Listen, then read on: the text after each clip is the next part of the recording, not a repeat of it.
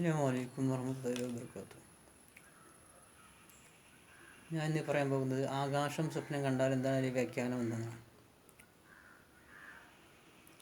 സ്വപ്നത്തിൽ ഒരാൾ തന്നെത്താൻ ഒന്നാം ആകാശത്തിൽ കാണുകയാണെങ്കിൽ അവൻ്റെ മരണം ആസന്നമായി എന്നാണ് അർത്ഥം. അപ്പോൾ ഒന്നാം ആകാശത്ത് നിൽക്കുന്നതായി സ്വപ്നത്തിൽ തന്നെത്താൻ ഒന്നാം ആകാശത്ത് നിൽക്കുന്നതായി സ്വപ്നം കണ്ടാൽ അവൻ്റെ മരണം ആസന്നമായി എന്നാണ് സൂചിപ്പിക്കുന്നത്. രണ്ടാം ആകാശത്തിൽ കാണുകയാണെങ്കിൽ അവന് അറിവും വിജ്ഞാനവും ലഭിക്കുമെന്ന് സാരം. രണ്ടാം ആകാശത്തിൽ തന്നെത്താൻ നിൽക്കുന്നതായി സ്വപ്നം കണ്ടാൽ അവൻ്റെ മരണം ആസന്നമാണ് സൂചിപ്പിക്കുന്നത്. രണ്ടാം ആകാശത്ത് നിൽക്കുന്ന സ്വപ്നത്തിൽ കണ്ടാൽ അവന് അറിവും വിജ്ഞാനവും ലഭിക്കുമെന്നാണ് സാരം. മൂന്നാം ആകാശത്ത് നിൽക്കുന്നതായി കാണുമെങ്കിൽ ഐഹിക ജീവിതത്തിൽ അന്തസ്സും പുരോഗതിയും കൈവരിക്കും.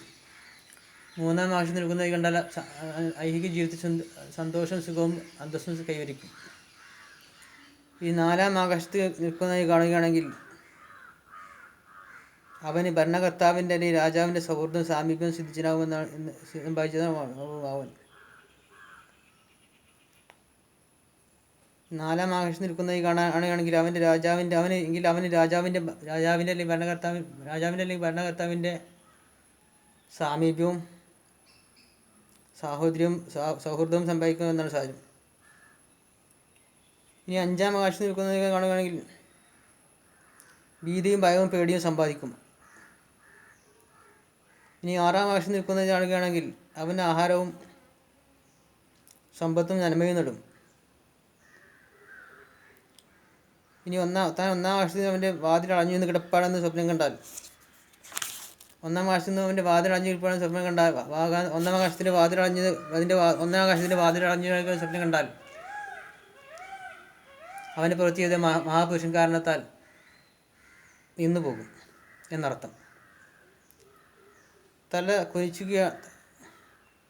തല താഴെ കുനിച്ചിരിക്കുകയാണെന്നും ആകാശ ദൃഷ്ടി അയക്കാൻ കഴിയില്ലെന്നും ഒരാൾ സ്വപ്നം കണ്ടാൽ ഒരു മഹാപുരുഷനെ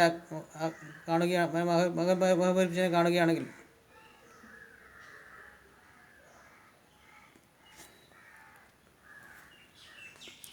ഇനി തല താഴെ കുനിച്ചിരിക്കുകയാണെന്നും ആകാശ ദൃഷ്ടി അയക്കാൻ കഴിയില്ലെന്നും ഒരാൾ സ്വപ്നം കണ്ടാൽ ഒരു മഹാപുരുഷനെ കാണുകയാണെന്നതിൽ നിന്ന് അവൻ അകന്നു പോകുമെന്ന് സാരം.